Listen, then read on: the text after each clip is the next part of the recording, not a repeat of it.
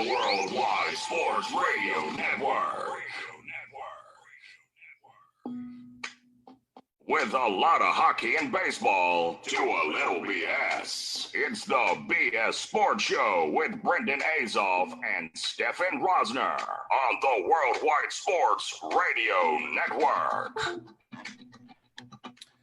Hello, everyone, and welcome back to another episode of the BS Sports Show on the Worldwide Sports Radio Network. My name is Brendan Azoff, and joining me momentarily is the one and only Stefan Rosner. We have a great show planned today, but plans do change as the Columbus Blue Jackets and Tampa Bay Lightning are about 10 minutes away from playing the longest game in NHL history. We were supposed to be joined later by Mark Sheeg, the hockey writer who covers the Columbus Blue Jackets. But, of course, he's watching this game, and he has to cover it and do his job, so we're not sure yet if he'll be joining us. Later on, we have a great interview with Donald Rosner, who is the owner of Blue Line Deli and Bagels out on Long Island. It's a hockey-themed deli. If you haven't checked it out yet, please do so. But, I mean, this is unreal what we're watching right now. Tampa Bay has 87 shots on goal. They're closing in on 100. Both goaltenders look phenomenal, and one of the best hockey games I think I've ever seen. I mean, honestly, you don't even know what to say at this point. I mean, we're in a 2-2 lockdown game. Hasn't been that much, open space a lot. The goalies have been great. You look at the shots like you just said, 87 for Tampa, 62 for Columbus right now. But the biggest thing I'm seeing, Columbus, which this is not out of the realm of a team that's coached by Tortorella, 54 blocks, Brendan. Yeah, in one 54 game. 54 blocks. 54. They need ice packs. They're going to need ice packs after this game, a nice cold shower, because they got to go back at it again on Thursday at 3. And it's been such a long game that the game before them, Calgary and Dallas, which ended in a Calgary 3-2 win over Dallas, started, I think, an hour and a half after this game started. That's over. And the game supposed to be played tonight has been moved now to 11 a.m. Eastern time tomorrow morning.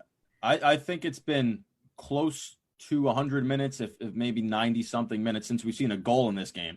The last goal was scored to tie the game up at 2 by Tampa Bay about 30 seconds into the third period. And now we are 3 minutes into the fifth overtime. This is just unbelievable. Obviously, we'll be monitoring this game, and when it finally ends, you guys will be the first to know. But we're going to get to what we have planned so far, which is starting with the Penguins and Maple Leafs yet again failed to move on, this time past the qualifying round. Another disappointing season for both teams. Pittsburgh was defeated by the 12th seed Montreal Canadiens. Most people, I think all people that I've talked to, picked them to advance. Nobody saw this coming.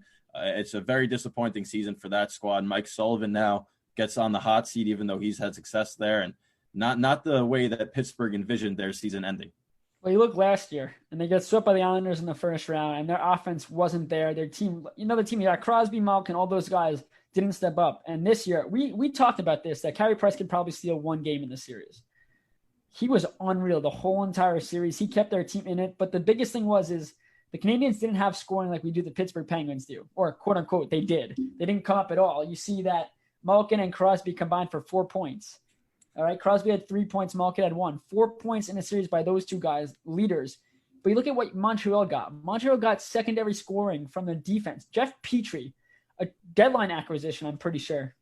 Or not even deadline. He was traded over, but this is a guy that no one expected from the Oilers, right? He came from the Oilers, nothing much. He's a solid defenseman. He found a scoring touch. You saw Shea Weber get on this Montreal Canadiens team, did something that no one really thought was going to be possible. I know anything's possible in hockey, but it was a hell of a series for them. And like I said, Pittsburgh Penguins only scored 8 goals in 4 games. Yep. You're not going to win a series like that. And Murray, who got the start for the majority of the series or the whole entire thing, he didn't play particularly bad. But when it came down to it, he wasn't sharp, especially in that last game. Yeah, Pittsburgh GM Jim Rutherford said that you could expect a couple of things to be, kind of shaken up there, and they have to at this rate. Back-to-back severely disappointing seasons. Crosby and Malkin combined for 4 points. Malkin was basically invisible the whole series.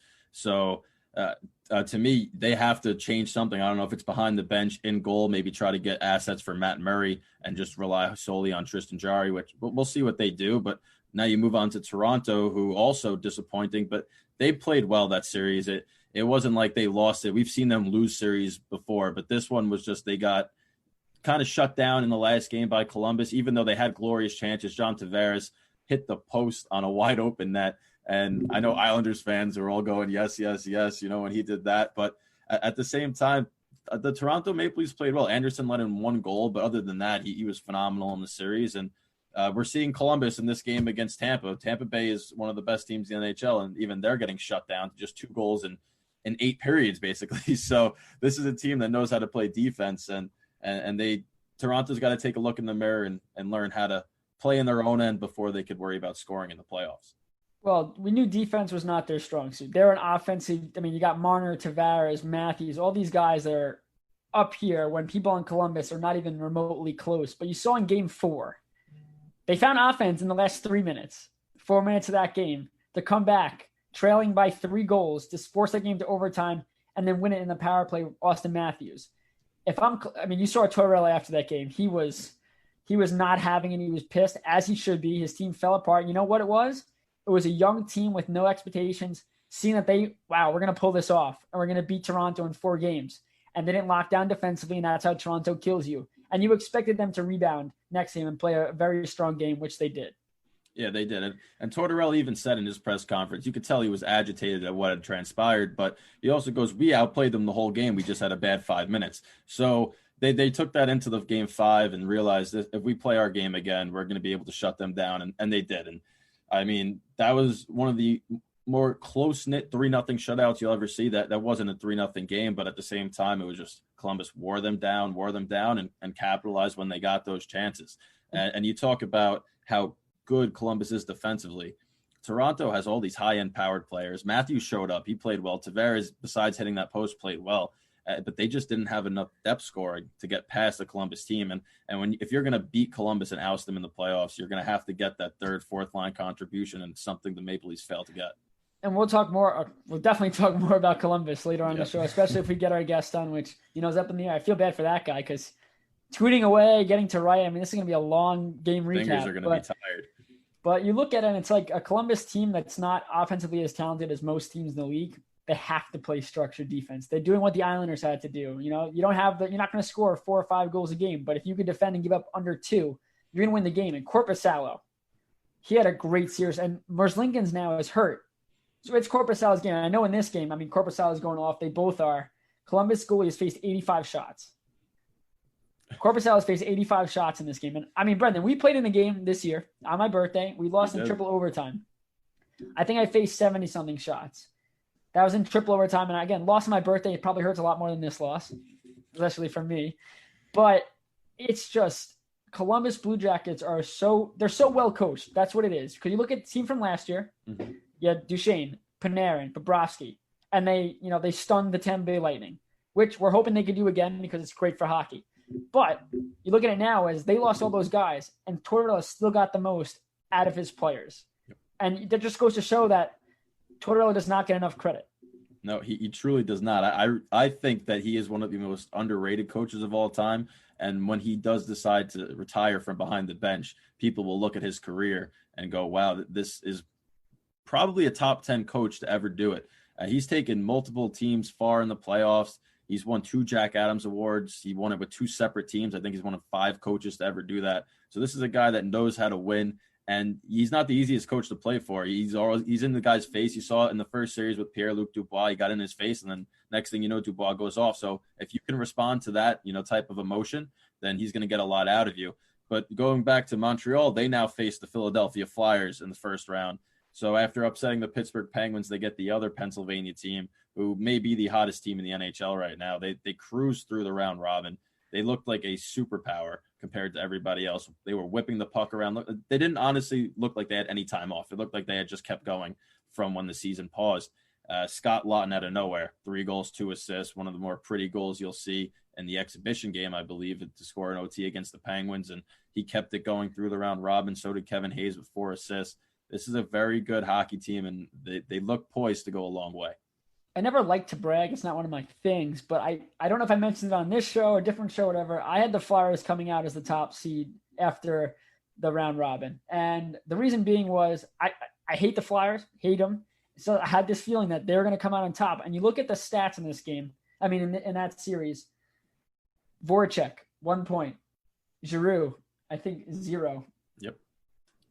Those 2 guys are the guys you look to. Those are the guys like a Crosby and a Mulligan. You have 2 guys on every team pretty much that you rely on well, you're supposed to rely on to do big things. And they dominated without those guys doing a thing. And Carter Hart, this guy is going to win a Vezina one day. This is a young stud that, yes, maybe you struggled last year. Okay, first year, you have Brian Elliott as a veteran teaching you your ways. 2-0, not .966 save percentage, 1 goal allowed. In the playoffs, you need your top guys to step up. And if your top guys aren't, like we saw Voracek and Drew didn't, your goalie's got to come up huge. And he did just that. He did. And now pause for a second, because we got Korpisalo in this game right now, Metro and the Columbus Blue Jackets. You got Carter Hart, Metro, Philadelphia Flyers. Ilya Sorokin now on the Islanders in the Metro. Igor Shesterkin in the Metro on the Rangers. Mackenzie Blackwood in the Metro on the Devils. The amount of Samsonov on the Capitals when he's healthy. The amount of goaltending depth in this division is unreal. Even so, the Carolina Hurricanes in the first round, Mrazek and Reimer combination looked great. To me, this division is loaded with talent. And we talked about it being the best division going the last couple of years. And it's going to only get better now with the young teams getting we'll talk about the Rangers getting the first pick next, but they're loaded on all sides of the puck if they draft Lafreniere, and this Metro division is loaded in the net. I think that the time off really helped a lot of goalies. Like, you even look at Holtby's stats right now. We'll get to the later. He had a hell of a round robin. He looked like himself, and I think the time off really helped. I think for a bunch of these goalies, Mrazek he had a solid year, did not have a great year. He looked well rested. A lot of these goalies, Carter Hart was good this year. He was very good. He wasn't that good. Even Bobrovsky in the series that they lost against the Islanders, he played out of his mind.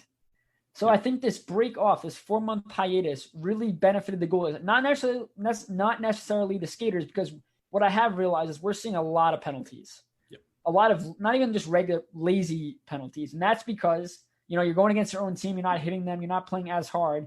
You get to the real game, and this game is faster than people think. You're watching on TV. It looks, you're on the ice. Brendan, you played ice hockey for a long time. So did I. It's a fast game. And when you get to the NHL level, it's lightning quick. Your decision-making has to be crucial. And if you stop skating for a second, you're going to be forced to hold hook or something because the guy's going to be right by you. So I think that this break, though, definitely goes to the goalies. Yeah, once you get to that NHL level, you have split seconds to make a decision. It's the same thing you see when you're at the MLB with hitting. You have a 0.2 seconds to recognize if it's a ball or strike, fastball, curveball, whatever it is, and you got to make that decision. So they got to be ultra quick, especially at this level. And now you're talking about this 5 OT game. It's fatigue sets in, and that's the grind of the NHL playoffs. So it makes it the most difficult trophy to win. And the one goalie we failed to mention was Tristan Jarry, by the way. That's the 8th goalie in that division. So the Metro is stacked. And we go to the Rangers now. They win the lottery, 12.5% chance at doing it. The guy drops the ball and prematurely sets a whole thing up with, it was rigged, blah, blah, blah, which we'll probably get to later on. But they do win the right to select first overall in the 2020 NHL entry draft. It's most likely going to be Alexis Lafreniere, 112 points in the Quebec Major Junior Hockey League with the Rimouski Oceanic team, 35 goals, 77 assists, unreal player. We saw him showcased at the World Juniors where he won the MVP and also a gold medal. This kid looks like he's the real deal. Obviously, you don't want to put too much pressure on an 18-year-old, but going into a Rangers team that already has Panarin and Zibanejad and Kakko and Kreider, all these young forwards and talented forwards, it looks like a great and ideal fit for him.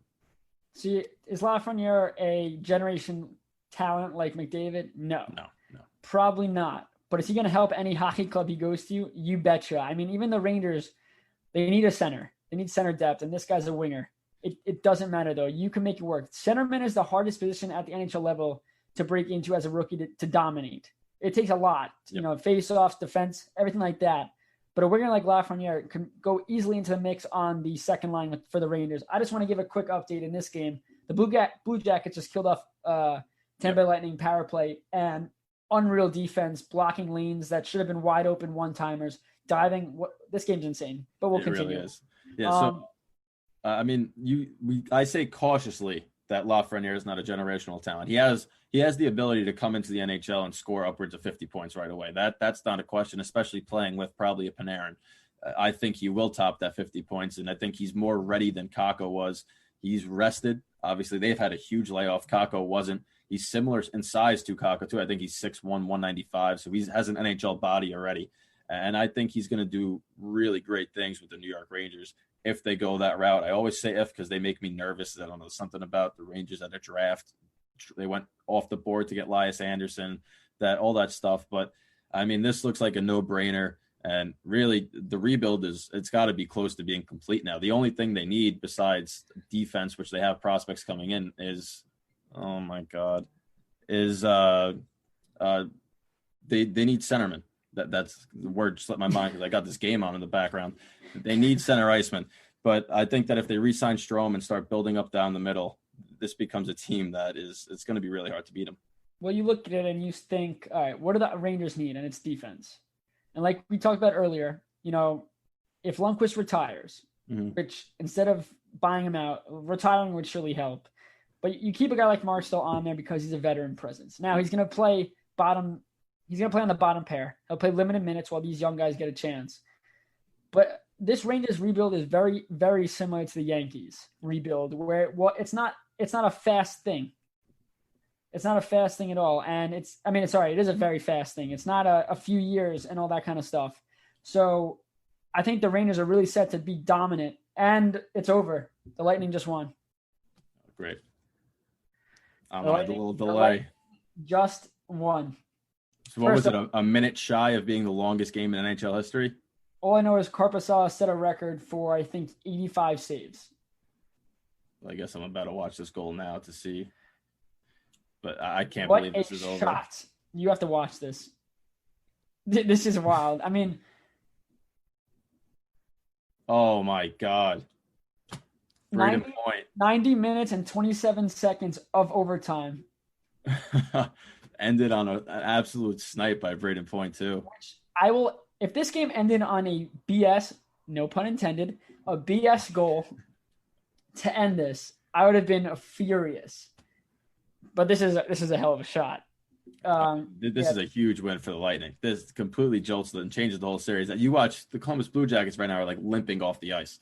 This loss hurts so much more than a regulation loss, especially in Game 1. They're going to take all this momentum into Game 2 on Thursday. It's the first time the Lightning have beat Columbus Blue Jackets in a year in playoffs. Yep. Fun fact. I think that this series was similar to like the Rangers one, where the Rangers had swept the season series, but the Carolina Hurricanes swept the playoffs. The Lightning have won 7 straight against the Blue Jackets in the regular season, but had lost the last 4 in the postseason. So this is an absolutely critical win for them. I don't even know. If you're Columbus, you go into that locker room and just go to sleep.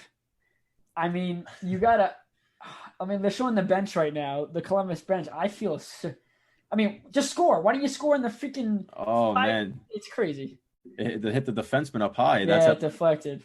See, that's an awful feeling. But yeah, that's nothing Korpisalo can do. And you look at this, a 3-2 game in 5 OT.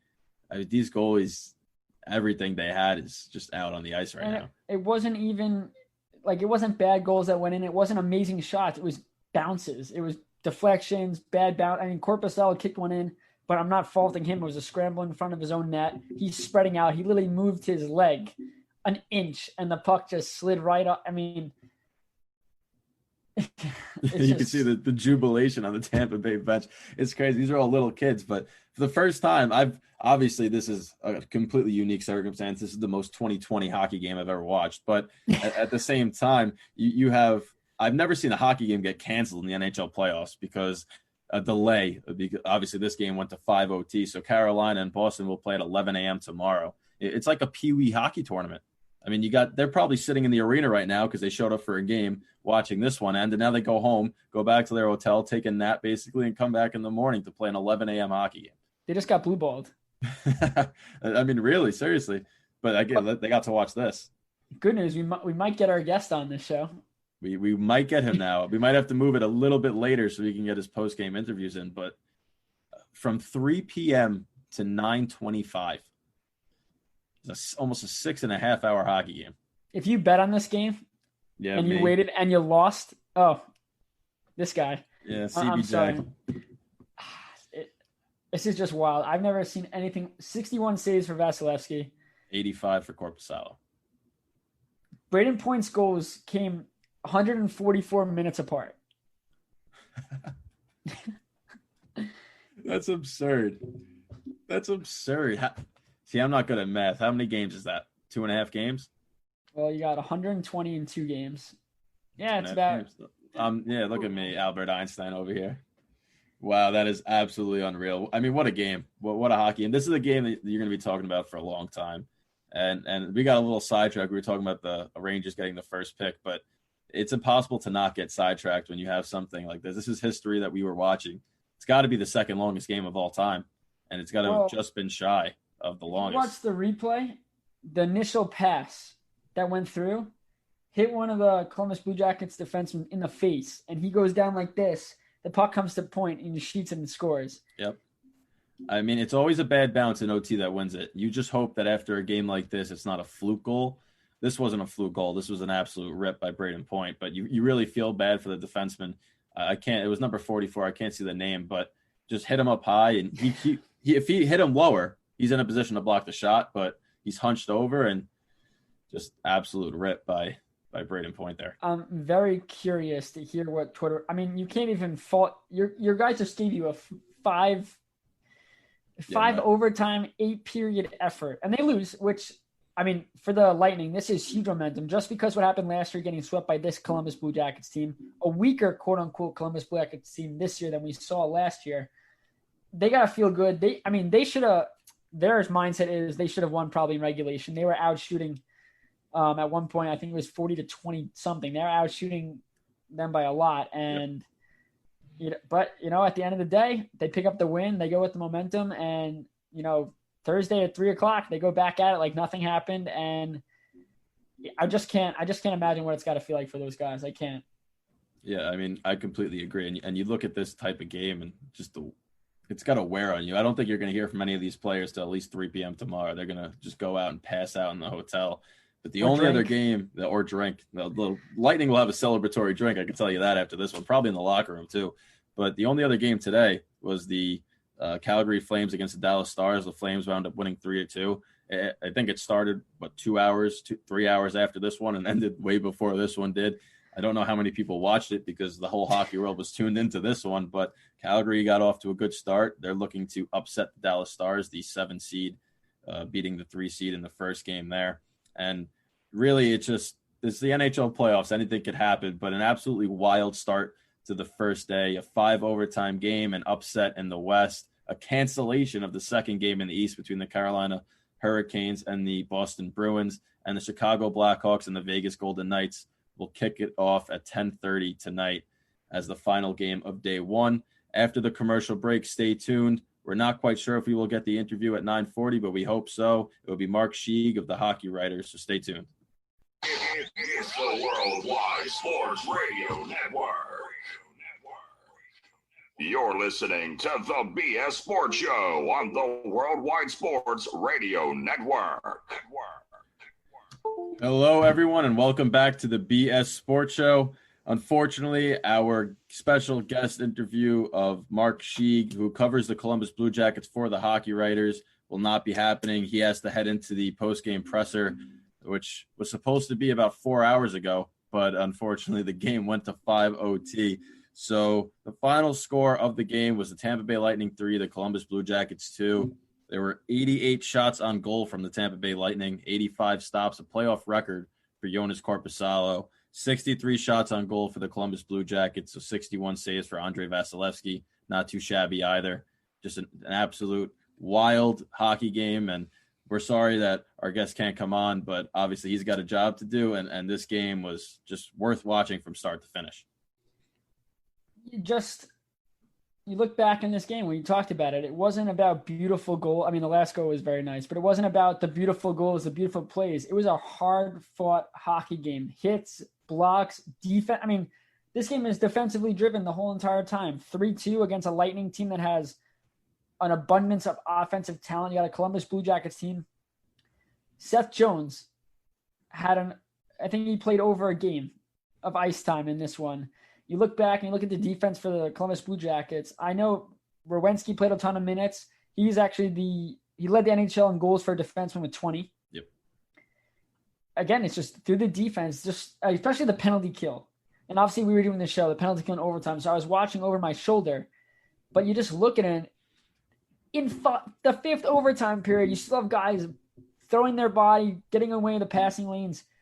Just the effort. I mean, this is what they expected in NHL playoffs. You're supposed to get the best of the best, and maybe people thought, well, this is a weird year. You're not going to see what you might see like an all-star game type thing where it's going to be offense. No, these guys came to win, and they're going to do whatever they have to do. I know early in the game, Savard got into it with Yanni Gordon in front of the net, bloody.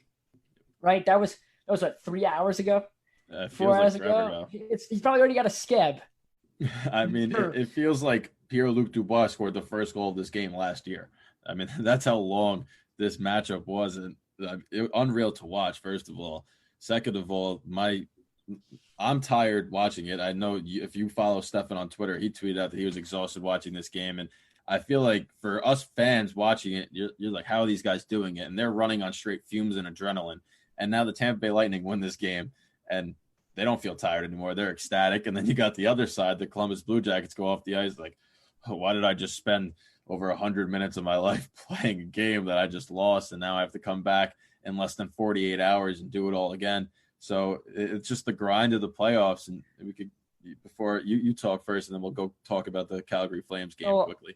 I think with the loss, it's different when like you're getting paid a lot. So it sort of gives you another reason to go. Like, when we lost, it was my birthday, and I was like, well, this day can't get any worse. It's not like I have millions of dollars going, oh, actually, no, I'm going to go out and do it again the next night. I don't really care. I mean, obviously, these guys care a lot. I'm poking fun at it. But it was just, I mean, earlier in the game, you saw the physicality. You saw it not even fighting. Like, you just scrums in front of the net. The biggest thing what I saw early on in this game when I was watching was the amount of bodies in front. But not even that. It was the goaltenders adjusting. You saw Korpisalo early in this game making saves outside of his crease, tracking it, controlling his rebounds. Now, as the game went on, the rebound control struggled, but you expect that because, I mean, it's not like these goalies didn't face any shots this whole entire game. They had to battle, and they battled through. Even Vasilevsky, though, the screens in front, he's making blocker saves where he's spreading out to make these saves. I caught Vasilevsky, I'm not even going to make this up. It was in one of the overtime periods. I think it was the first one. He's looking up at the ceiling. He's looking up at whoever he prays to. He's looking up going, all right, hopefully this ends soon. And as a goalie, in these moments, your mindset can't be, well, I can't let this, like, I can't F up. Like, obviously, they're not thinking like that. They're thinking, all right, next save. That's the only way you're going to stay confident there because it is demoralizing when you see your team go out there. Let's say you're Vasilevsky, right? And Columbus kills that penalty off. You're like, oh, my. If I'm Vasilevsky, you're like, guys, come on, just score. As a goalie, when I watch my team playing shootouts and it's, let's say we're shooting second and it's, we score, we win, it's over. And you're watching, you're just going, all right, just score, please score. And they miss. You're like, oh God, now I got to make another save. I mean, again, we're not in the mindset of them. We don't know. They're professionals. They do this for a living. And I just think that, thank God this isn't a back-to-back. Now, I don't know what the league would have done if this team had to come back around and play tomorrow. I mean, it's a playoff schedule for a reason. They would only move the games if they couldn't play. For example, the Boston game, which gets moved to tomorrow because overlapping with the TV. But it's very curious to know if they had a back-to-back, if this was a game 2 or a game 3 and they had to do a back-to-back, if this game would be played. Yeah, I mean, that's definitely a question that might have gotten raised if that situation was prevalent, but luckily it's not, and the schedule stays the same except for the Carolina-Boston game. But quickly going to the other hockey game that was played today, where the only people that probably watched it were those who had to cover it or fans of the Calgary Flames and Dallas Stars. Calgary wound up taking it 3-2, like we said before the break. Dylan Dubé, the star of this game by a mile, at 2 goals. His second goal was a gorgeous goal, and somebody you don't expect from Calgary when you think about the names on that roster to be the guy that's going to contribute. But like we said, playoff hockey, it's the depth scorers that have to do it, and this guy Dubé came through today huge. And Khudobin played well. Talbot had a couple of iffy saves and iffy goals allowed, but winds up getting the win. And Calgary it looks like this could be one of the series in the West that I see there being an upset, just because Dallas has so much trouble scoring goals. I think they scored, 4 in the qualifying round, and the 3 of them came in a 5-minute span. So not a lot of goals coming from that offensive team, and especially with Jamie Benn and Tyler Seguin, you think they would be able to score. Just not the case for them. Well, Seguin didn't play in the last round robin game, unfit to play, whatever that means at this point. Yep. But you look back at Calgary and you talk about some hero that just stepped up, and Dubé, his last goal was just filled. That's a Kucherov type of goal. or a Crosby. That's not what you're seeing from that kind of guy, and he stepped up. But one of the biggest players in this game, and when I say big, I'm talking physically and the way he plays. Milan Lucic had himself a game. The first goal for Dubé. Milan Lucic made a cross-ice pass for the one-timer. Dubé goes on a knee, beats Khudobin glove side. It was a beautiful pass. It got a little tip from the defenseman and went right to Dubé's stick, but a perfect pass. This guy, Milan Lucic gets a lot of heat because he doesn't do enough. He took the opening face-off in this game. He went 68.8% in the face-off circle. He played 14-43. Let's see what other fun things he did in this game, because he had a very, very good game. 2 hits, 2 shots on goal, no penalty minutes, which is big, and he had that assist. But Milan Lucic is a guy that has the veteran leadership, has a playoff experience with the Boston Bruins, and he's bounced around and did really nothing. And now we're seeing he steps up, and his coach had faith to keep putting him out here tonight. We also saw a fight. Kachuk dropped the glove with Corey Perry, and look at Kachuk, and he's a pest. You look at Corey Perry, and he's not the same elite scorer that he used to be in this league. But he's doing it other ways to try to get the momentum because, we talked about the Stars don't score, which is just mind-boggling because they have their defense is very good. Very good. Heiskanen is unreal. Klingberg, they're just young, talented, fast skaters, but they know how to play the body and position themselves. And again, Khudobin played great. Bishop, unfit to play. Hopefully he returns soon for them. But I don't think it would even matter, because if you're not going to score in the playoffs, you have to play defense, which they did. They came back in this game. They were trailing 2-0. It was a 2-2 game, then 3-2. But you got to be worried if you're a Stars fan or you cover the Stars, because you hear it all the time. Seguin and Ben have to step up, and they just don't again. And in games like this, those 2 guys do have to step up. You're not going to get this. They don't have the depth. I mean, you think about it. They went in this offseason. They added Joe Pavelski and Corey Perry. They have Hintz there. They have Heiskanen on the back end. They have Klingberg, like you mentioned. Their goaltending's good. They should have the secondary scoring. They just don't score, is what I meant. Yeah. Yeah, this shouldn't be a problem, but it is, and it has been all year. It's not like all of a sudden they came off a 4.5-month hiatus and now they're struggling to score. This has been a problem that's plagued them since the puck dropped in October. And it's something that next season they're definitely going to have to correct. I don't know what moves they make, if a coach gets fired, what happens, but we'll switch gears momentarily. Well, you have one more thing point. I just want to say is, if you're not going to score, let's say a guy like Seguin, just for fun, you're not going to score. You can't go 33.3% in the faceoff dot. No, you just can't do that, because you got to bring something. And I mean, they showed the highlights all day of Seguin doing a toe drag move to the backhand and scoring. Now, that was the highlight of as they were setting up for this game, showing what Seguin can do. But really, the only thing we could see Seguin do is just we watch it on replays, because he doesn't do enough. And this was a guy that was traded from the Bruins for Dougie no, they got rid of Dougie Hamilton as well. Yep. But Seguin was moved. I think it was Louis Eriksson. Yes, that's exactly who it was. And people expected, they're like, oh, he's not going to be anything special. And he turned into an absolute superstar. But he hasn't played like a superstar. He has the tagline of being a superstar. Same way a guy like Taylor Hall does, even when he struggles. They're still superstar talents, Duchesne, superstar talents. But superstars show up. And we have not seen Seguin show up when it matters most. Even Ben. Ben's got to do his job as well. Yep. And usually you have one player struggling. The problem with the Dallas Stars right now is that both of their superstar caliber players are struggling. And when they both are, that team obviously has a lot of trouble scoring goals. So now we will transition to baseball.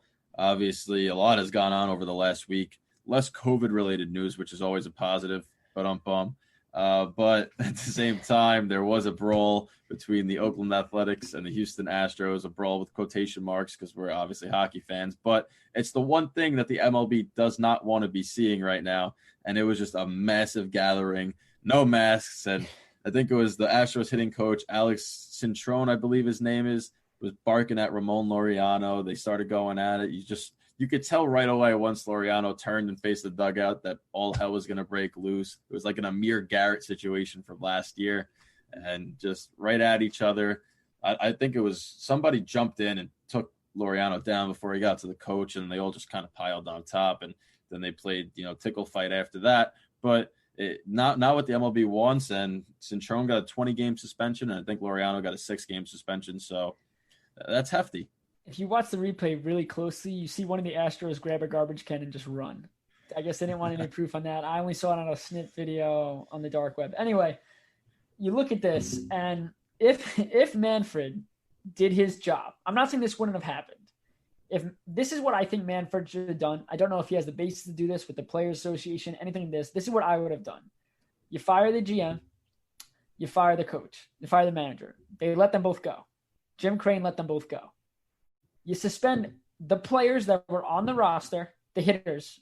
If you could prove it was the pitchers, different story. You suspend the hitters for a year. No salary, nothing, because guess what? If your coach tells you to cheat, he already lost his job. That's the biggest thing. He has no income now. He's fired.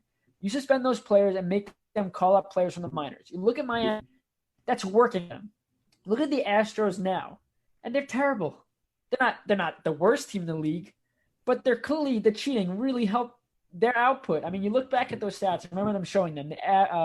Altuve, Springer, Correa, Gurriel. They showed their home and away stats. Their home stats over 300, away stats under 200 for some of those guys. Gurriel was the only one that stayed consistent. And Gurriel was actually only one of the people to apologize. And he said, if I remember, my memory's terrible. He said, it's terrible, Brendan. He said, what we did was wrong. And even if we didn't go along with it, we didn't do anything to stop it. And am I going to accept the apology? No, you're scum. You're scum.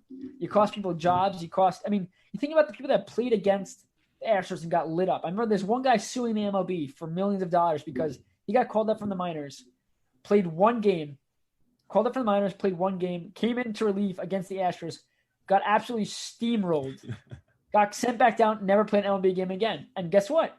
He has a right to sue. Now, Laureano got hit in this game. Was it intentional? I mean, I don't agree with anything the Astros do now. So let's say it was intentional, right? If you spend all those players, there's still hate against the Astros. But who are you going to hate on that team now if they're minor league players playing? It's not bad, no saying it. They have nothing. You're not going to see people, look at Joe Kelly. Joe Kelly's not hitting hitting batters or coming close to hitting people in the head and making faces if those guys aren't in the lineup. It shows that baseball, the thing is, baseball needs those stars. Because Altuve, Springer, Correa, they're still stars in the league. But now you're seeing, without them cheating, they're not the stars that you think they were. They're not worth the money you think they were. And I think that if Manfred handled this correctly, because again, the players didn't get anything for this. The players got a clean skate, and then COVID hit, and everybody forgot about this.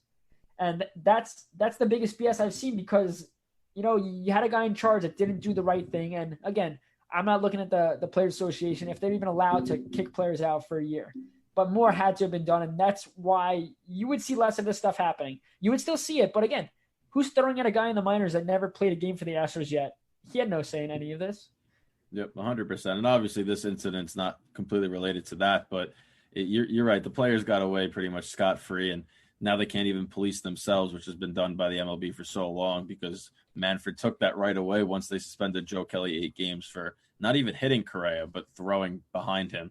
So it does change the whole dynamic of the season.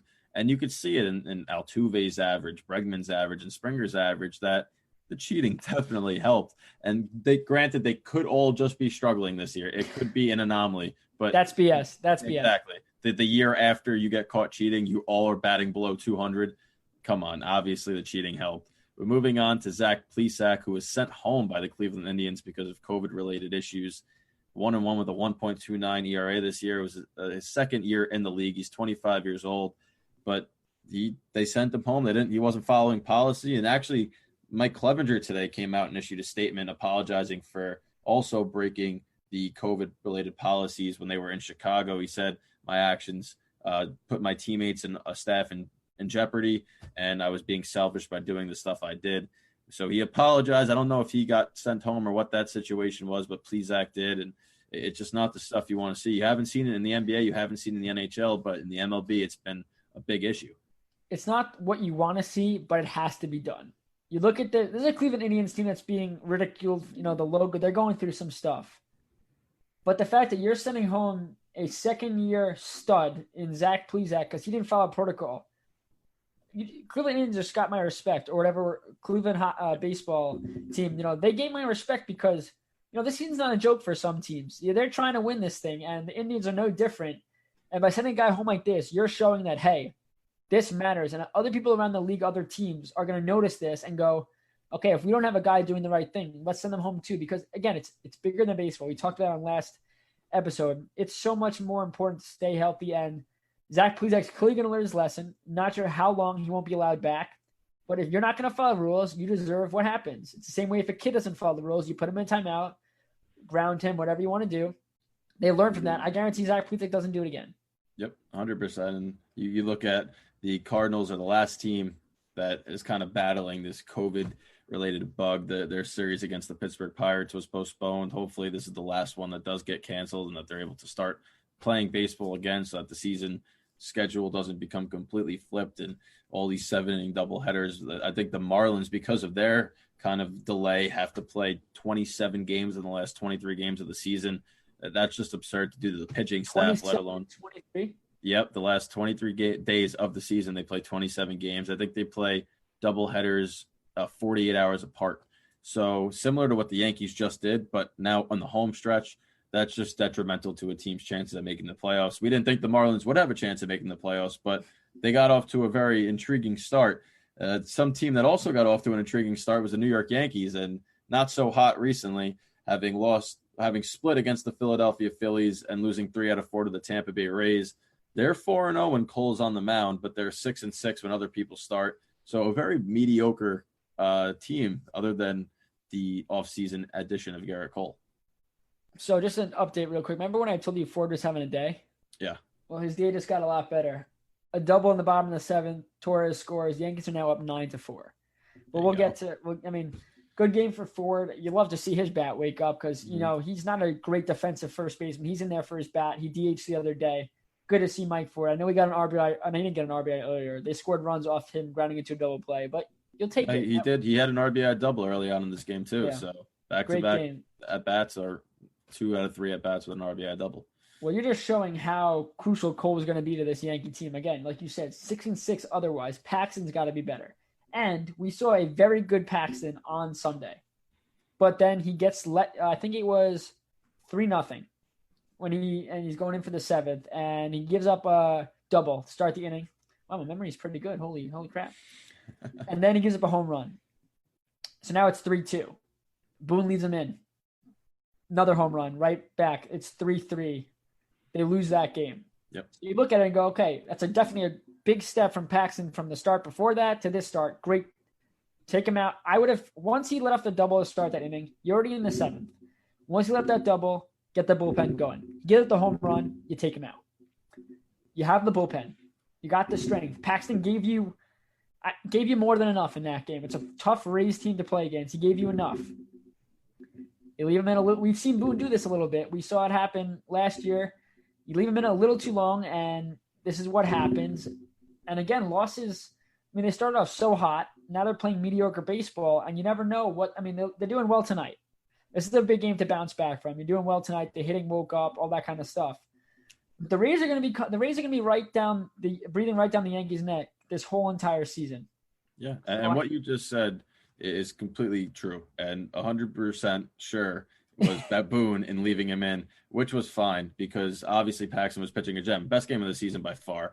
And even though he gave up 3 runs and didn't get a win, it still was a great start. 6+ innings, 3 runs. You'll take that from James Paxton, especially with this offense. But like you said, once that double gets hit, you take him out. They had an off day the next day, so there's no excuse why you can't throw a bullpen. They all get a day off. And then you come to today. I think they were up 8-0. Jordan Montgomery pitching very well, 6 strong innings, leaves him out there again for the 7th. Next thing you know, it's 8-4. And it just gets to a certain point where you're looking at Boone and going, how many tough managerial decisions has he had to make so far in his career? Obviously, he's been at the helm of just completely dominant teams. It's not like the Yankees when they were the runners up in the division 2 years ago were not good. They still put up close to 100 wins. And then last year they put up 103 wins. So we're talking about over 200 wins in back-to-back seasons that Boone has. So on paper, he looks like a great manager, but all he has to do is say, all right, you guys go play baseball today. You're just more talented than every other team. And now in a shortened season, when bullpen management becomes critical to all these games, it's 2 blunders back-to-back that's happened. This game, luckily, it hasn't cost them so far because the offense showed up. But we saw the offense didn't show up in Tampa Bay against a good pitching staff. And the bullpen mismanagement really cost him. That series should have been another split, and you take a split against Tampa Bay because you're in first place, they're in second, they're still behind you the same distance. But he cost them Tampa Bay gains the game. I just think that this Yankee team is too good bullpen-wise that if they have a lead, they need to win the game. Yeah. They're going to beat teams. They're going to kill some teams. I mean, I'm not going to call a 9-4 right now, end of 7, killing them because this Braves team could still come back. You never know. But you look at it and it's like, I mean, Aaron Judge, a bomb tonight, a absolute bomb. But besides that, I mean, the hitting's got to pick up. You have Stanton, which we'll get to right now. He's out 3 to 4 weeks with a little hamstring injury. Injuries are going to happen eventually. You lose Stanton. He was batting .293, 3 home runs, 7 RBIs. He's now on the shelf. They call Frazier up. Let's see how he does. Injuries are going to happen. They're going to have to persevere like they always do. Hopefully when Stanton returns, he's fine. Odds are he's not going to be, just because that's the nature of the beast with Stanton. He's just injury after injury after injury. But again, you got to win the games you're winning in. The Yankees have been very good at coming back this year, and that's kudos directly to Judge. Clutch as can be this year. And I mean, I don't know what the stat is off the top of my head, but his home runs that he's unbelievable. Eighth inning and later, and hitting game-tying home runs or go-ahead home runs. He's clutch. Now in the playoffs, he hasn't been all that clutch, but the team struggled to hit in the playoffs over the years. But if Judge eventually slows down, some people have to step up. We saw it happen last year. Urshela stepped up, had a great year, but he hasn't hit well. I mean, Torres hasn't been doing well at all, and we can talk to that for the last minute or so before we cut to the break, and then talk about the Mets, the Mets. But you look at it, and it's who's been a bigger disappointment, Gleyber Torres or Gary Sanchez? We both agreed it's Gleyber Torres because guess what, Sanchez? I did not, and probably you as well. I didn't expect anything from him. I expected around 200, 220 batting average, hit home runs, RBIs. He'll strike out a ton of times. That's the Sanchez the Yankees are going to get. And if that's not what they're okay with, they need to move on. But Gleyber Torres, you're expecting 275 plus, 30 home runs, 90 to 95 RBIs, a great shortstop. I mean, I know he struggled in the past fielding at short. Again, he's moving back from second to short, given LeMahieu's there. But Torres has to pick it up because, like we said, Sanchez. This is Sanchez. This is not Torres. Yeah, Gary Sanchez, you expect this from him at this point. I don't think you're ever going to see that 2016 form where he came up and just completely demolished the MLB, hitting 20 home runs in a record pace. I don't think you're ever going to see the 2017 form again, where even though he struggled at certain portions of the season, he still managed to hit 30 home runs. This guy is just, it's not like he's in a slump. He's lost. There's a difference between not being able to hit at a certain point, and then you could see signs of picking it back up. He just swings at everything. If he gets 2 strikes in a count, he's swinging. It's like all of a sudden in his head, he goes, the only way I'm going to get on base is if I swing at a pitch 25 feet outside. And pitchers just go, okay, here you go. We're going to throw it in the other batter's box. We know you're going to chase it. Easy out. Save my arm. It just, somebody's got to look at him and say, can you look at a pitch? Just go one at bat. Don't swing. Just try it. Because you might get walked. I mean, nobody throws him a strike. He just swings over it. But then Gleyber Torres, he got moved up to the 3-hole. And I said in the beginning of the year, although the move had to happen because of his numbers the last 2 years, he was so comfortable batting behind all the big names. And he just hit the ball like LeMahieu the opposite field. It transitioned to a sophomore year power surge. Now he gets moved up in the lineup, and he's trying too hard. It's almost like he knows that at 3 you have to drive the ball, and he's swinging for the fences. His hips keep turning out. He doesn't look balanced on the plate, and it's you got to bump him back down. Put him back 6th, 7th, where he was comfortable. Let him get a rhythm going. It's not like they don't have guys that could jump into that 3-hole. Luke Voigt's the perfect guy. Mike Ford, the way he's swinging at the DH spot, can do it. Let him get comfortable. Talkman if he has to. Clint Frazier if he's playing a game. Like these guys, let Torres get comfortable. But he is the bigger disappointment just because how good he is. And we know, unlike Sanchez, Torres will figure it out. This is not a guy that's going to stay in elongated slumps. He transitioned to a new position, like you said. It's taken him some time to adjust. He maybe brought that defense to his offense, and now he's struggling a little bit, but he really has to figure it out if this Yankees team wants to go far. So he's batting 5th tonight behind Hicks. He's batting fifth tonight behind Voit, and he's 2 at-bats. He got 2 walks. He has 2 walks and a strikeout. So, I mean, that's a little better than usual. He did strike out, but right now, 9-5 game, by the way. Johan Camargo doubles in top of the 8th. So, 9-5 game. Great debut for Luis Cessa. But, yeah, so obviously the Yankees are going to need that performance from Gleyber Torres to pick up and from Gary Sanchez if it's possible. When we get back from this commercial break, we will dive into the New York Mets, who have just continued to struggle, but they do have some bright stars and some young stars, I should say, and Andres Gimenez, who we'll get into, and he's giving Ahmed Rosario a run for his money. That is when we come back on the BS Sports Show. Stay with us. You're listening to the Worldwide Sports Radio Network. You're listening to the BS Sports Show on the Worldwide Sports Radio Network. Hello, everyone, and welcome back to the BS Sports Show. So as we were at break, the Yankees gave up 2 more runs. It's now 9-6. Luis Cessa had to get pulled from the game. And just as we were talking about, Gleyber Torres made an error at shortstop, leading to that breakout inning by the Atlanta Braves, cutting the Yankees' lead to 3. Obviously, we're going to switch to the Mets, who have their own woes, but that's just not a good sign as we kind of segued that bad inning by Gleyber Torres there. So the Mets just lost. Their record is now 7-11. They lost the Nationals 2-1. So, I mean, that just brings more bad news. Again, 2-1's not as bad as 16 to whatever happened the other night. The 2-touchdown win, whatever it was. I don't remember the final score, actually. Unreal. I mean, it's when they 16-4. 16-4. Let's talk about the Mets. Mets woes continue as Marcus Stroman has opted out, battling an injury right now, calf injury, but he was taking some bullpen, so he could still pitch. But he decided that he said he has family that, they're high risk. He's going to opt out. And as much as Met fans can be angry with him, look at how he could have packed his stuff. Oh, wait, someone else on the Mets did that in Cespedes. Yeah, he just packed it up and left. So if you're a Met fan, you're pissed. You could be pissed. That's fine. He was at least respectful about it. He told the team he was hurt. It's not like he pitched bad and then he played bad and said, yeah, I'm out. Sorry, guys. He said, change your heart. Again, even if he's not doing it for COVID reasons, he's hurt. Why are you going to risk coming back in a free agent year with an injury? There's just no point. And if this is the end for Stroman as a Met, he would have only pitched 11 times, a 4-2 record, 3.77 ERA, 59.2 innings pitched, 60 Ks. And they gave up a lot for him. And if he leaves and that's it, oh my God.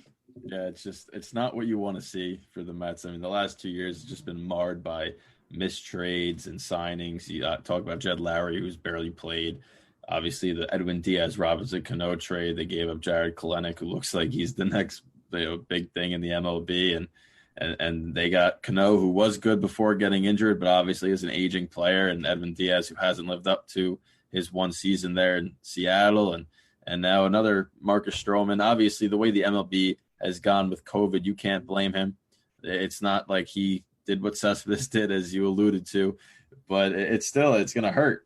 But the one bright spot that the Mets have is Andres Gimenez, who has come up, and he's looked really good. I think that there is no way you cannot play him on a daily basis, especially with the way they've started this season.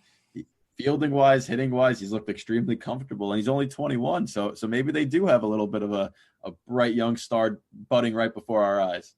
I mean, if he continues to play the way he's played, and we'll get to him a little later when we talk about our fan questions sent in, but he puts Ahmed Rosario in a tough spot that he's either got to get better in the field or he might have to move positions. But let's look back at the Stroman trade for a second. They trade Stroman, so it comes from Toronto Blue Jays to the Mets. The Mets give up Anthony Kay and Simeon Woods Richardson. That's a number 4 and number 6 prospect. Looking, obviously, if he stays and he plays well, you're golden. It's a kid from New York, from out east, grew up a Met fan, hates the Yankees. I remember the Yankees were close to trading for him, and they did not.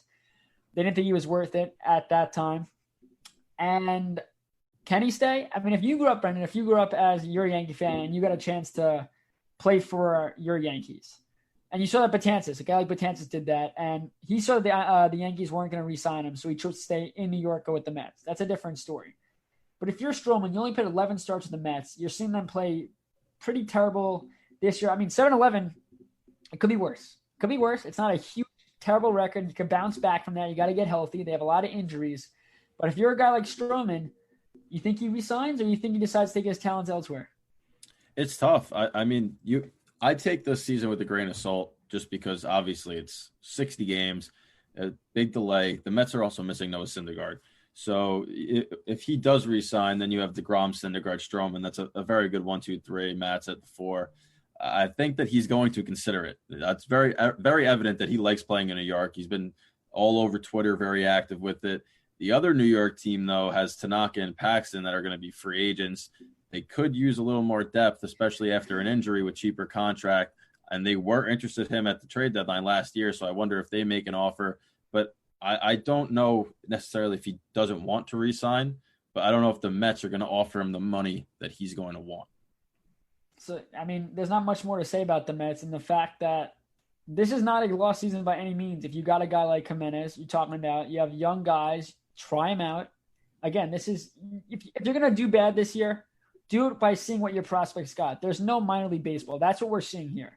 There's no minor league baseball. So the only way you're going to see if your prospects have the talent, if they get games. And you're seeing Jimenez. He gets called up, 4 or 5 weeks into the season? I don't know how long the season's been. I've been in hockey mode. But I don't think 4 weeks yet, but we're getting close. Probably at least, I think, 3 weeks in.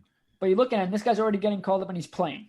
And he's playing quite well. So I think that the Mets, this is not going to be a terrible year. I know the Mets marketing team and PR and fan experience, they got to do a better job because after the 16-4 loss, they send out their emails for season tickets the day after. Now, come on. Yeah, you just can't do that. You can't. I mean, it's like in any sport, your team gets blown out. You probably shouldn't be offering people to spend a ton of money to come back and see you play, even when you can't. You don't know where fans are going to be. So bad on the Mets. That was not good. Let's go back to hockey for a little bit. We do have Donald Rosner coming on, owner of Blue Line Deli and Bagels. That'll be around 10:30ish, and then we'll end the show with fan questions. The Islanders face the Capitals. Game 1 kicks off tomorrow at 3 p.m. I am ecstatic. Tomorrow is my 3-year anniversary. Shout out to Alyssa, 3 years. Crazy. But we're going to watch this game. Congratulations. We're going to watch this game for 3 hours. Mark that time off. I don't know about 3 hours after the game we just saw today. You better hope it doesn't go to 5 OT. I'll have to cancel the dinner plans. Anyway, so look at the season series, and they split. But this is a rivalry that's – you have to go back to 2015. My dog just barked. Ignore her. 2015, Tom Wilson joins the show, and he levels Lubomir Visnovsky. Just levels him. And that started a very heated rivalry. The Capitals went on to win that series. I went to one of the games, and they lost in overtime. Very depressing. I was at Coliseum. The amount of tears just running down everybody, it was bad. Bad loss, whatever. But this is a team that, the Islanders now have Barry Trotz behind their bench, a guy that coached the Washington Capitals to a Stanley Cup win, their first ever in franchise history. Ovechkin's obviously his first. If you look at this series, both scored 14 times in 4 games. They're pretty even, obviously, again, 2-2 in the series. But you look back and you look at what the Islanders were able to do in the first round. And Brendan, how does this set them up for success? I'm talking more, not even scoring. They scored a lot more than they did during the regular season. Defensively wise, though, you are now going against another offensively talented unit. Yeah, I think that it's 2 different units that they're going against. One is more explosive. I think Florida is more explosive than Washington is, but Washington's more seasoned. They didn't necessarily have to be explosive in the round robin. They were using that like a training camp for them. So I would expect them to come out firing on all cylinders. You're going to address this in a little bit, but the key is staying out of the box. The only way you can't defend Ovechkin is on the power play. It doesn't matter how close you play him on that side. He's still going to score. I think that what the Islanders have to take away is that they protected their house, which is the front of the net, very well. They did not let anybody from Florida get inside, and when they did, it was one and done. They were able to clear the rebounds, or Varlamov was able to cover up. The few goals that they did give up came off of special teams. So if there's anything that they learned from that, it's that you can't take those penalties, or vice versa. We have to bear down on the penalty kill. I think that that's going to be critical for success in this. I took the Islanders to beat the Panthers in that series. I don't think they're going to do it here, though. I'm leaning towards Washington. I'm sorry. I know I'm going to anger my friends and you that are Islanders fans, but Washington is just they've been there and done it, And I think Braden Holtby looks good. We love adversity. Islander fans have gone through adversity all the time, and it's all about being the underdog. You're seeing it in the playoffs that, especially this year's playoffs, that it doesn't really doesn't really matter where you fell in the standings or in the expanded playoffs. You're here now. The biggest thing for me, Anthony Beauvillier is like a Pierre-Luc Dubois in the playoffs. These are guys that they're not the top players on their team, but they showed up. And Beauvillier had 3 goals, 2 assists in the Panthers series. He creates offense, and he hasn't been doing that much during the regular season. He'll score 20 goals a year, but he is, with his speed, his positioning, and the biggest thing is his willingness to shoot the puck from any angle. The Islanders were abysmal this year at just shooting the puck. Brock Nelson had wide open opportunities throughout the year. Pass it up. Barzal, opportunities, pass it up. They were pass first, and when they were struggling, when they were on their 10-game winning streak, 17-game point streak. It's so funny because I memorized that now, like 10 games. And it's great. They were shooting the puck at will. They were scoring. They were playing great defense. They weren't blowing teams out. It was tough games, but they were buckling down and winning. In the playoffs, offense isn't going to come that easily. And we saw they had a mediocre season. Take those games out. Take 17 games out of the season, out of the schedule. This is a mediocre team doing mediocre things, not playing well offensively, struggling on defense when Pelech went down. But you saw Beauvillier's goal in the last game. He was no business shooting that puck. He shoots it. Bobrovsky was not ready. It goes in. Changes the whole outcome of that game. Look at Varlamov. And what he did this season was he was consistent with it. He wasn't making alarming, unreal saves. He wasn't bailing his team out left and right. But he was consistent, stopping what he needed to stop, not really letting in any weak goals. And here and there coming up big when they needed him to. In this postseason so far, 1.77 goals against average, 932 save percentage. And the good news is he's going to start against the Capitals unless he gives Trotz a reason not to during the series. We'll see how it goes. He's got great career numbers with the team that he started with. Career versus Washington, 924 save percentage, 2.74 goals against average. I'll take that. This is a good Washington team, and they've been good since he's left them. But this season against Washington has been a little iffy. He's got an 896 save percentage and a 3.39 goals against average. And you look at it, and he can't play to those numbers. But we're seeing, though, regular season doesn't matter, past doesn't matter. We'll get to Hopi in a second, who had a career awful season, and he's showing up.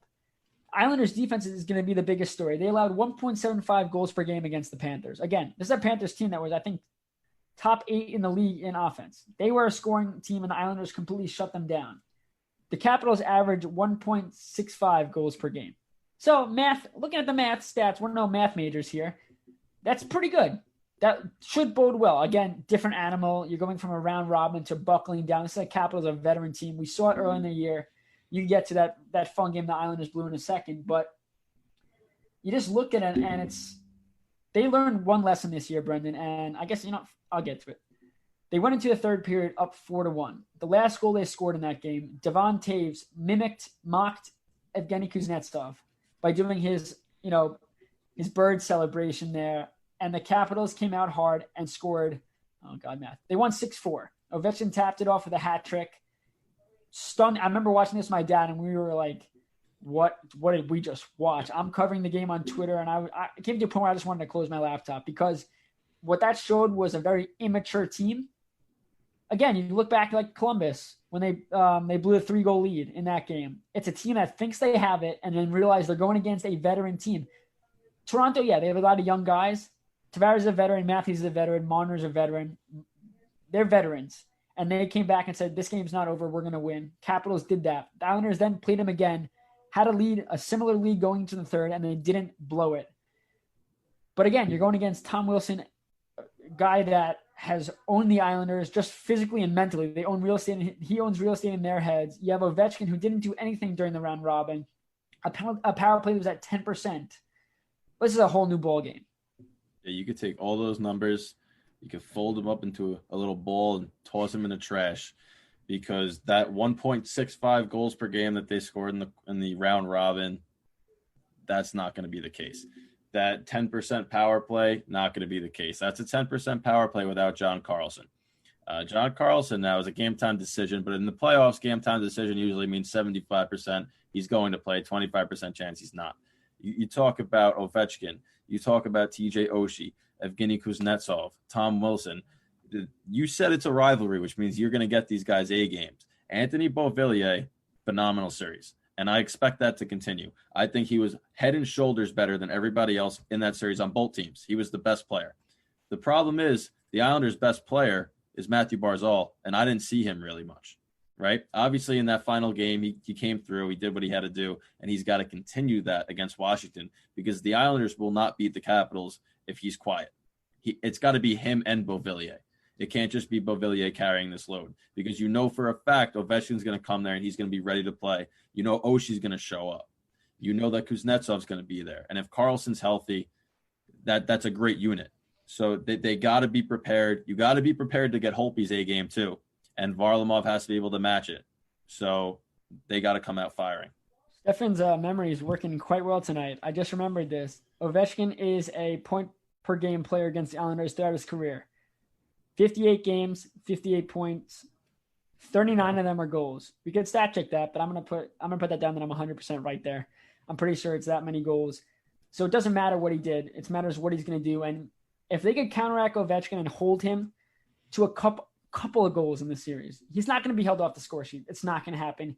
He's a big game player. He showed that in the past, and he could play great defense as we've seen. And that's all credited to Trotz because Trotz got him to switch the way he played and focus more defensively. And it's made him an all-around better player. And it's the reason why they won the cup. You look at Holtby's numbers. His career versus the Islanders, 2.44 goals against average, 918 save percentage. This season versus the Islanders, 3.85 goals against average, 857 save. But in the round robin, 1.98 goals against average, 925 save percentage. And the biggest thing, Stefan's memory is coming up clutch again, Brendan. The Islanders, during the regular season, are a team that I think it's 47 or 40% scoring chances in a hockey game. So they're under 50%. But they're scoring on 64 to 68% of those opportunities, which means if the Islanders get the opportunity to score, they're coming through more than 60% of the time. And that's a reason why they're winning these games. They're not going to put up 87 shots in a game. They're not going to put up 30-something shots in a game. They're going to put up 24 to 28 shots in a game, and they're going to score 3 to 4 goals, and they're going to have to hold on and hope that their defense can bail them out. Like you said, Karlsson, game-time decision. We saw Hedman was a game-time decision, and he played very well. He looked like he was still hurt, but it was actually just a high stick. That he actually made a play while also he made a great play while also not even looking at the play, complaining to the refs. And that's Victor Hedman, everybody. Yep. But Karlsson, like you said, game-time decision. Lars Eller will not be ready for game one. And, you know, people don't think Lars Eller is that big of a guy for this Capitals team, but he really is. And he's a great centerman, and he does the little things like a guy on the Islanders. The Islanders have a lot of guys. You have your stars. Your first line's got to show up because they have not. They have not shown up at all. Until the last game, they finally awoke. Eberle woke up. It was great to see, but you know, these teams are complete opposites. We talked about, I mean, the defense, it's not like the Panthers series because the Capitals defense is good, even without Karlsson. They got backbones back that they're a good team.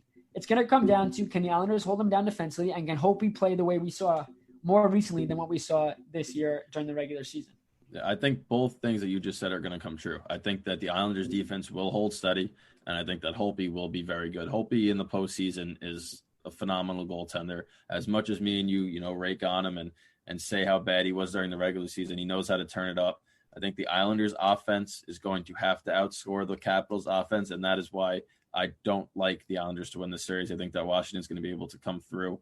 I don't know how far they'll take it. I actually picked the Capitals to go to the Stanley Cup final against the Colorado Avalanche. That's how confident I am that this veteran group will get it done in this series and going forward in the East.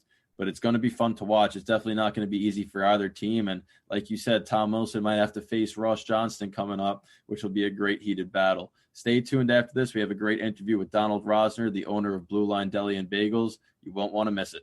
It's the Worldwide Sports Radio Network. You're listening to the BS Sports Show on the Worldwide Sports Radio Network.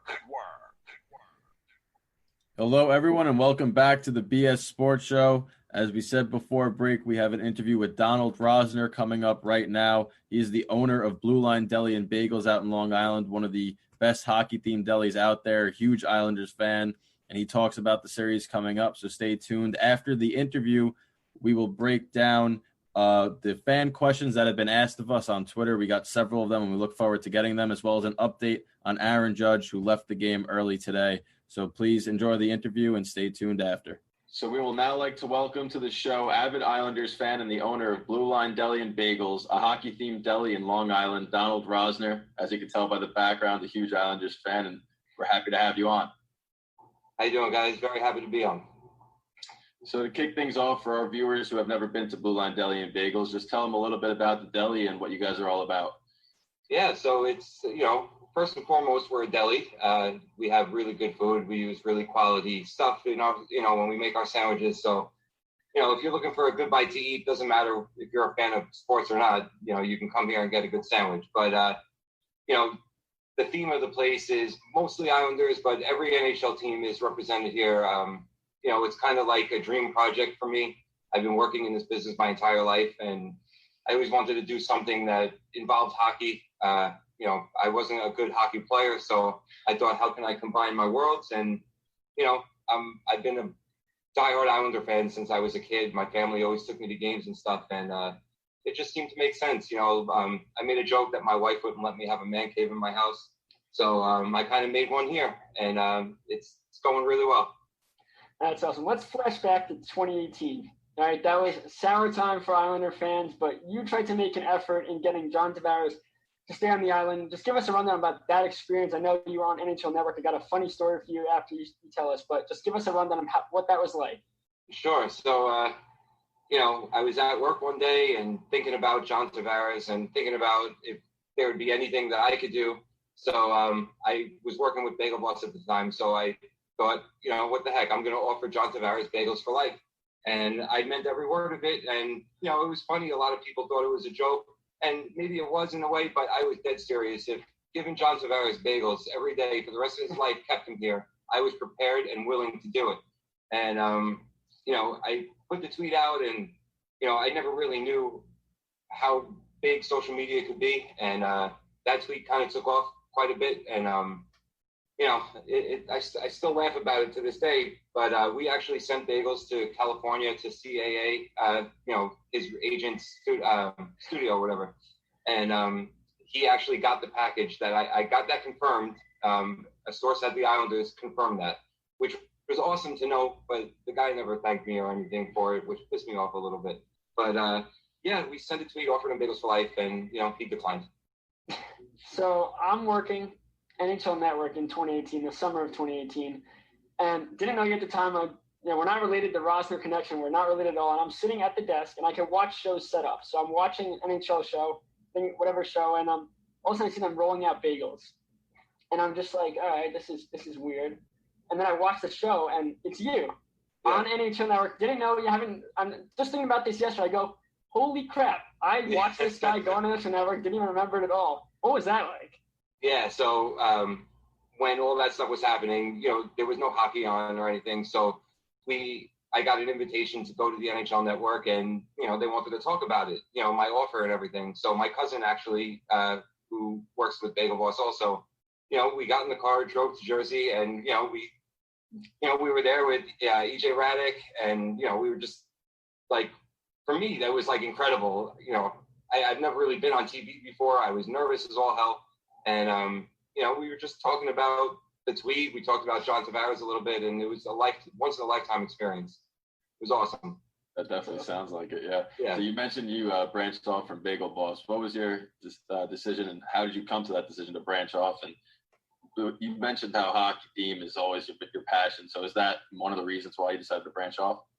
Yeah. So, my dad and I had a Bagel Boss in Manhattan. I live in Carl Place, so I was commuting every day and working a lot of hours. Manhattan is just crazy. It's a different world, I did that for 8 years, and I told my dad that I wasn't really feeling it anymore. I just, the commuting. I have 2 little kids. Like I needed to move on, and so we decided to sell the store. And then my dad bought the store in Hewlett from my uncle, and he had every plan in bringing me with him there, and I thought about it, but it just, I was at a point where, I'm getting older, and I had to make a decision to, do I want to do something on my own? And, that's the way I wanted to go, it made sense to me. And, it was a big risk. This is way before COVID and everything. And had I known COVID was going to happen, I might not have done this, but I'm glad that I did, because despite everything with COVID, we're doing okay.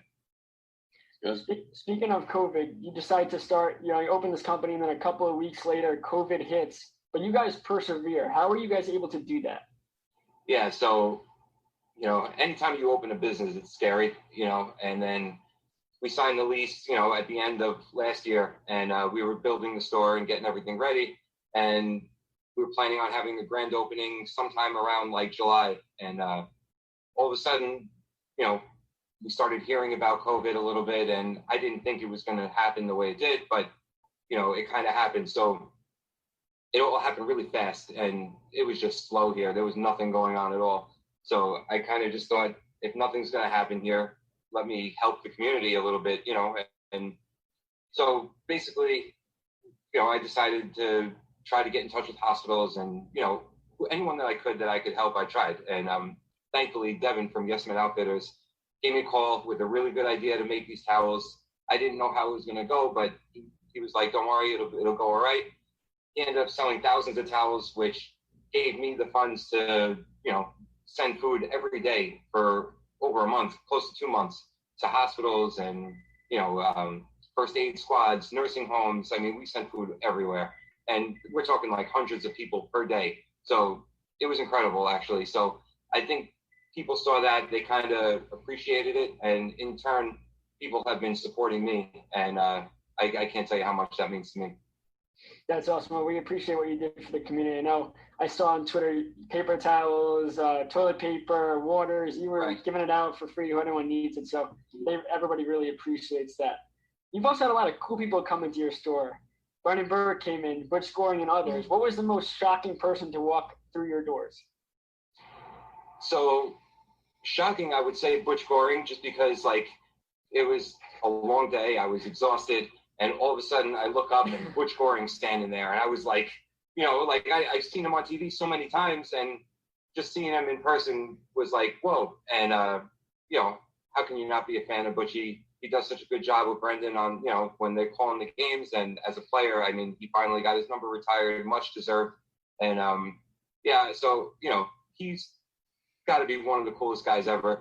Bobby Nystrom's been here, and I've known him for a little while, actually, and he's awesome dude, just an awesome dude. And Brendan Burke, he comes in pretty often, and I have nothing but nice things to say about him. Ever since he came in, people bother him a little bit, like, hey, that's Brendan Burke, because a lot of Islander fans come in here, and he's been a gentleman to every single person. And, him and his family, they're such sweet people and stuff. But yeah, it's awesome stuff, man. Dream come true for me, for sure. That's awesome. Yeah, I mean, even as a Rangers fan, Brendan Burke to me is one of my favorite announcers. He's so good calling games. Everything he says perfect comes out of his mouth. So good, goal songs, everything. But so let's get back to hockey. With the Brendan Burke segue, the Islanders face the Capitals tomorrow in the first round of the Stanley Cup playoffs. Rejuvenating a heated rivalry. So, what do you expect to see from the Islanders, and are you confident that they can handle everything the Caps are going to throw at them in advance? Okay, I'll say this: Ross Johnston will be in the lineup. And I'm pretty sure he's going to knock Tom Wilson on his you-know-what. These guys don't forget this stuff. Excuse me. And I just think that we have a lot to prove. I think the Capitals are a little bit older. They're an amazing team. I'm not definitely not taking them for granted or lightly. But I think that if we play our game and we stay out of the penalty box, I think we could stand with them for sure. That's the biggest key, staying out of the box. I know Ovechkin hasn't done anything yet this postseason. I know their Capitals power play is at 10%, but as an Islander fan, you saw them take so many penalties in round one, and they should have gotten beat a lot more than they did, and they found a way to persevere through that. But against the Capitals team, the last thing you want to do is give them power play opportunities. Well, if you remember this season, I believe it was Adam Pelech maybe, or Ryan Pulak, it was Devon Taves. Sorry, Devon Taves, yep. And that pissed them off.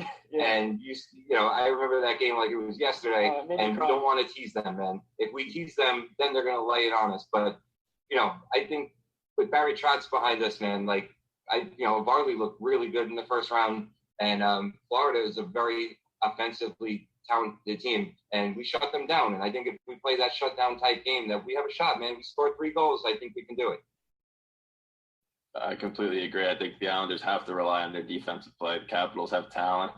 I think John Carlson, if he comes back and could be healthy, is going to be impactful. But the Islanders have the defense and the coach that's going to be able to stop teams. So it's definitely going to be a big body series, one that's fun to watch. Before we let you go, any new sandwiches coming out of sneak peeks of what's to come? Because obviously my favorite is Zamboni, hands down. I love it.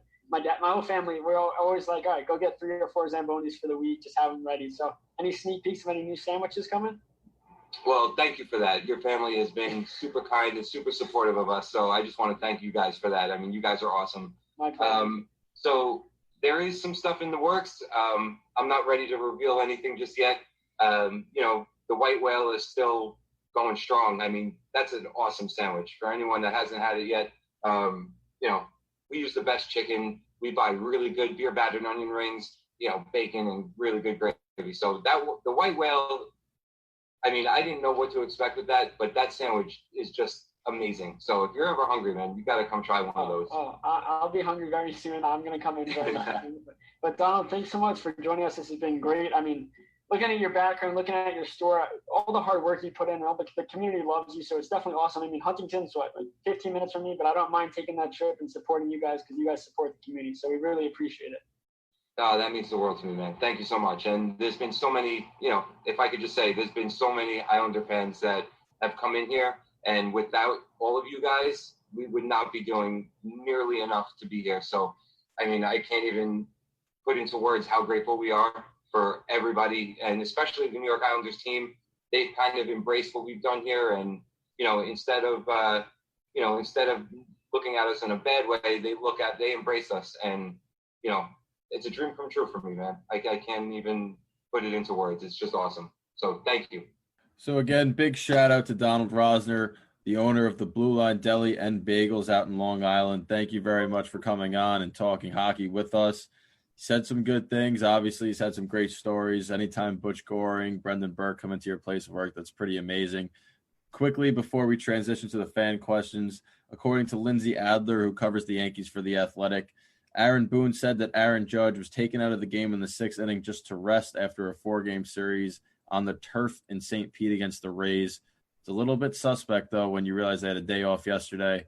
He was wincing coming home after scoring in the 6th inning, and I wonder if it's more than they're letting on, which if it is, it just is another head scratcher how the two guys that looked, the biggest and the healthiest in the lineup are the two guys that just seem to be unable to stay healthy. Obviously, we won't know the extent of the injury until tomorrow when they release the lineup. If he's not in it, I suspect he's hurt.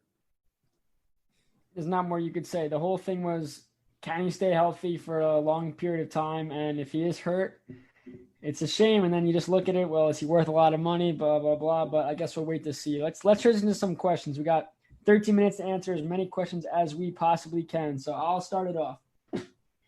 At Michael Rosner 4, how is this game going to affect the winner of the Blue Jackets Lightning series for the rest of the playoffs? So how is this game that just happened affecting the rest of this series? You go for it. I think it doesn't affect them emotionally, but it does affect their performance for the next game. I expect a slower start. I think Tampa Bay is going to be able to come out faster just because they won the game. And I think that you'll see towards the third period, this game was more, grind. I think that the game 2 is going to become more chip and chase. You're not going to see as heavy a forecheck. I suspect there will still be body just because of the animosity, but it won't be the same type of high-paced physical play. They're going to have to take a little bit of a step back. It's not because they don't want to. It's just because this game's going to take a toll on them physically. I think the biggest thing that this showed for the rest of the series is that the Columbus Blue Jackets are for real. You look at last year, and you could say the Lightning didn't take them seriously, and they got what they deserved. But then you look at it this year, and the Blue Jackets don't have what they had last year, and they're still competing with one of the best. They weren't the best team in the league again, but they were very strong, and this is a team that should be in the Stanley Cup Finals, and they probably won't be because I feel like Columbus could still find a way to come back and win this series. It's only game 1. They gave a great effort, but this series, like you said, they're going to have to take a step back, not because they wanted to, because physically and mentally, this is a tough one for sure. We'll move on to another one. Mass JMCD 67. I'm confident Carlson will be in there starting tomorrow, but I see an opportunity to keep hitting him every chance they get. to possibly change his effectiveness. Does that change who starts on the third line tomorrow for the Islanders? We heard Donald Rosner say it. I'm going to say it too. I want Ross Johnston in there.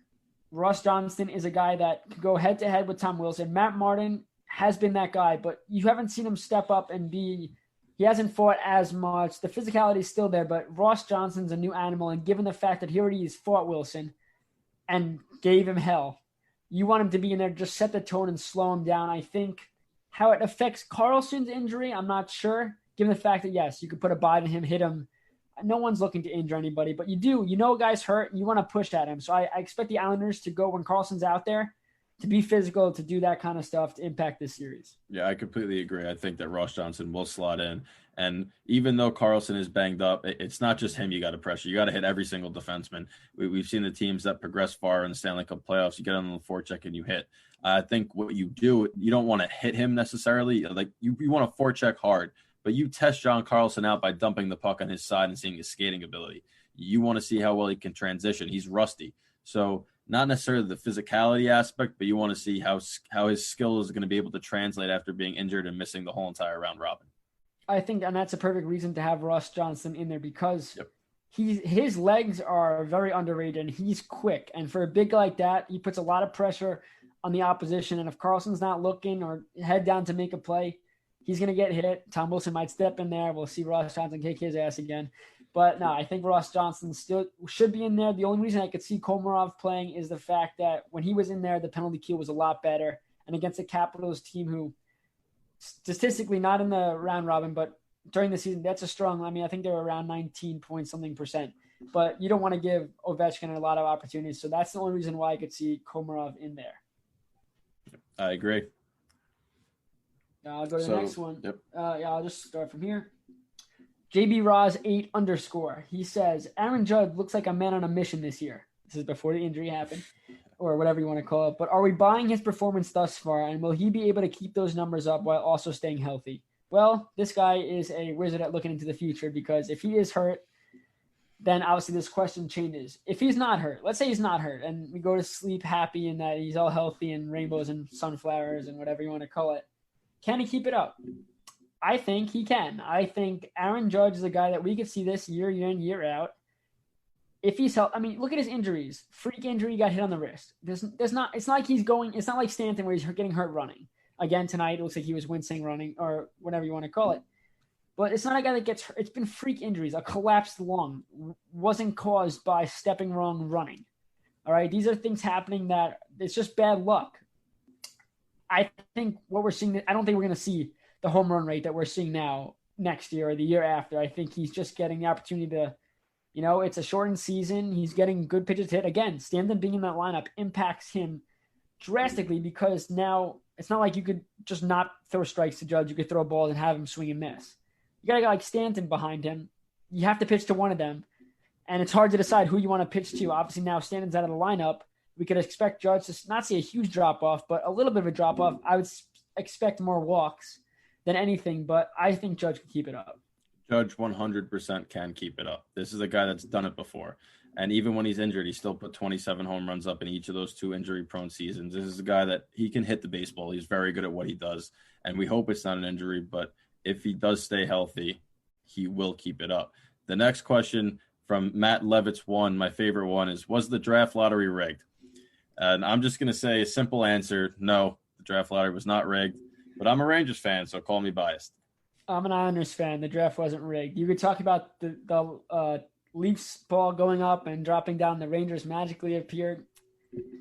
That's why we love sports. Sports is so unpredictable. Do I hate that the Rangers got it? Yeah. Do I wish it went to a Western Conference team or even a team in the Central like the Wild that really deserved it and needed it? You betcha. But the Rangers need help on defense. This guy's not going to help on defense. He'll be great for them. It'll be a great series. It'll be a great rivalry. Again, you got the goaltending rivalry. Now you have Barzal with the Islanders. You have a new stud in Lafreniere. It wasn't rigged. Let's move on because we don't have time for that. So the next question is from Flando93. How likely is it that the Rangers could pick Byfield, Quinton Byfield he's referring to, with the number 1 pick since they need center help? And it's not an outlandish question. I think that Gorton and Davidson will talk about it, but I do believe that Lafreniere is clearly the number 1 choice, and it's hard to pick against. We saw with the Devils last year. It was between Hughes and Kakko, but Hughes had been the number one selection consensus for the whole entire time leading up to that. And it's the same thing with Lafreniere. So I think that they don't go off the board here, and they do take Alexis Lafreniere number one overall. I completely agree. It's not a terrible take. They need the center depth. But Lafreniere, I mean, he's been the number one guy the whole entire time. I think you have to take him and figure it out from there.